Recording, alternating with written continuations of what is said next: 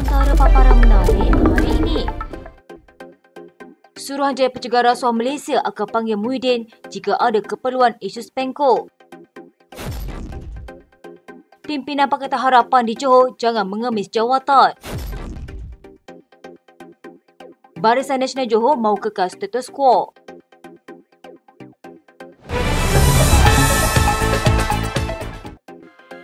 Bekas Perdana Menteri Tan Sri Muhyiddin Yassin hanya akan dipanggil jika terdapat keperluan bagi membantu siasatan berhubung penganugerahan kontrak memekal dan menguruskan kenderaan kerajaan pada Spenco Sdn Bhd. Ketua Pesuruhjaya Suruhanjaya Pencegah Rasuah Malaysia Tan Sri Azam Baki berkata beliau tidak pernah menafi atau menolak dakwaan sama ada ahli Parlimen Paguh itu akan dipanggil berhubung kes tersebut.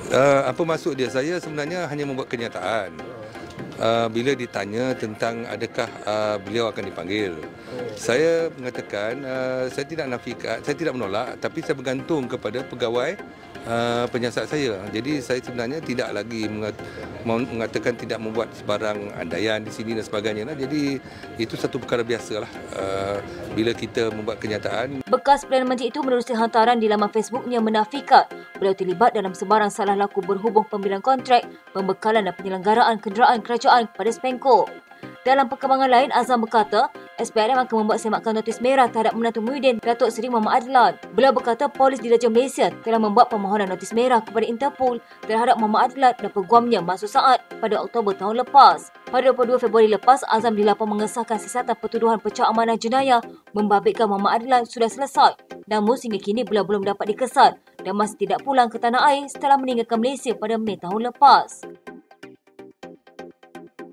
Pimpinan Pakatan Harapan di Johor diminta tidak mengemis apa-apa jawatan walaupun kecewa kerana tiada perwakilan dalam kerajaan negeri itu. Ahli Parlimen Pasir Gudang Hassan Abdul Karim berkata, walaupun keadaan di negeri itu tidak menggambarkan hubungan antara Pakatan Harapan dan Barisan Nasional di peringkat pusat, pimpinan PH peringkat negeri tidak perlu mengemis jawatan seperti ketua kampung, ahli majlis atau dalam syarikat berkaitan kerajaan GLC di negeri ini.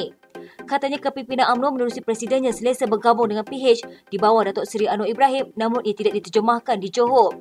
Kalau saya pemimpin PH Johor, saya tidak akan lakukan seperti Aminul Huda, timbalan pengerusi PH Johor. Tidak akan merendahkan diri untuk minta sedekah jawatan Esko, ketua kampung dan ahli majlis. Beliau mendakwa apa yang berlaku itu menutup pintu untuk kerjasama di Johor. Katanya perkembangan itu juga tidak menggambarkan kerjasama jangka panjang PH dan BN di negeri ini seperti yang mahu dilakukan pemimpin kerajaan perpaduan itu terus menjalinkan hubungan selepas PRU16. Katanya ia bermakna kerjasama di hadap Presiden UMNO sendiri tidak selari dengan tindakan atau keputusan mereka UMNO dan Barisan Nasional Johor. Apalagi Anwar Ibrahim sebagai pengerusi PH perlu lakukan untuk membolehkan mereka nampak pentingnya kerjasama bukan setakat di pusat sahaja. Datuk Seri Anwar sudah kompromi untuk jaga hubungan PH dan BN tetapi di peringkat Johor tidak responsif. Hassan berkata PH adalah gabungan parti yang ada agenda reformasi bukan hanya mahukan jawatan Esko, ketua kampung atau ahli majlis, sebaliknya mahu reformasi pentadbiran dan institusi di Johor dilaksanakan. Katanya kerajaan yang telus untuk rakyat atasi masalah rasuah dan salah guna kuasa bukan jawatan semata-mata. Bila ada kuasa, PH ada dalam kerajaan negeri, kita boleh laksana agenda ini dan agenda ini selari dengan peringkat nasional. Pada 13 Februari lalu, Menteri Besar Johor Dato' On Hafiz Ghazi mengumumkan Ahli Dewan Undangan Negeri Tanjung Surat Azlan Tamin sebagai Esko Pendidikan dan Penerangan Negeri menggantikan Adun Johor Lama Nurli Zahno yang sebelum ini Esko Pendidikan, Penerangan dan Komunikasi Negeri.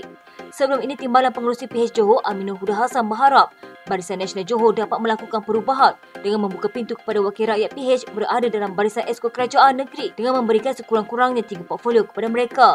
Pada Jumaat, Aminul Huda yang juga pengerusi Amanah Johor berharap PM memberi jawatan ketua kampung dan ahli majlis kepada wakil PH selepas mereka tidak dilantik dalam Barisan Esko Kerajaan Negeri yang baru. UMNO Johor kekal dengan pendirian mahu kestabilan kerajaan negeri di bawah pentadbiran Barisan Nasional hingga PRU16. Penegasan itu menyusul permintaan terbaru rakan kerjasamanya daripada Pakatan Harapan supaya gabungan itu ditawarkan jawatan ahli majlis dan ketua kampung oleh BN selepas diketepikan dalam merombakan Esko Johor 13 Februari lalu. Katanya komen saya kekal status quo, kerajaan Johor ditadbir BN perlu kekal sehingga PRU16 dan selepas itu baru kita cari mekanisme baru bersama BNPH. Semua pihak perlu faham kerajaan Johor ditubuhkan sebelum wujudnya kerajaan perpaduan di peringkat pusat. Beliau berkata jika status quo kerajaan negeri sedia ada, diubah akan wujud perkara tidak disenangi termasuk kestabilan negeri terganggu. Pakatan Harapan terdiri Amanah, DAP dan PKR yang memiliki 12 kursi dun tidak dilibatkan dalam rombakan Esko Johor lalu. Semua 11 Esko Johor terdiri wakil BN walaupun ia membentuk kerajaan perpaduan dengan PH di peringkat pusat. Timbalan Pengerusi PH Johor Aminul Huda Hassan berkata, langkah menawarkan jawatan ahli majlis dan ketua kampung kepada pihaknya dapat meningkatkan kerjasama dengan BN di peringkat negeri. Katanya sekiranya PH dilibatkan dalam barisan Exco, itu adalah semangat serta kawan terbaik. Sungguh pun begitu apabila keputusan telah dibuat, kita terima. Namun perkara tersebut menyebabkan cakap-cakap dalam kalangan ahli akar umbi. Jadi pandangan saya untuk memantapkan kerjasama PH dan BN Johor seperti di peringkat pusat, boleh ambil lantikan sebagai jawatan ahli majlis dan juga ketua kampung. Pada pilihan raya negeri Johor lalu, BN memperoleh kemenangan 2/3 dengan menawan 40 daripada 56 kerusi. PH pula menang 12 kerusi dengan DAP memperoleh 10 manakala PK ada amanah masing-masing 1.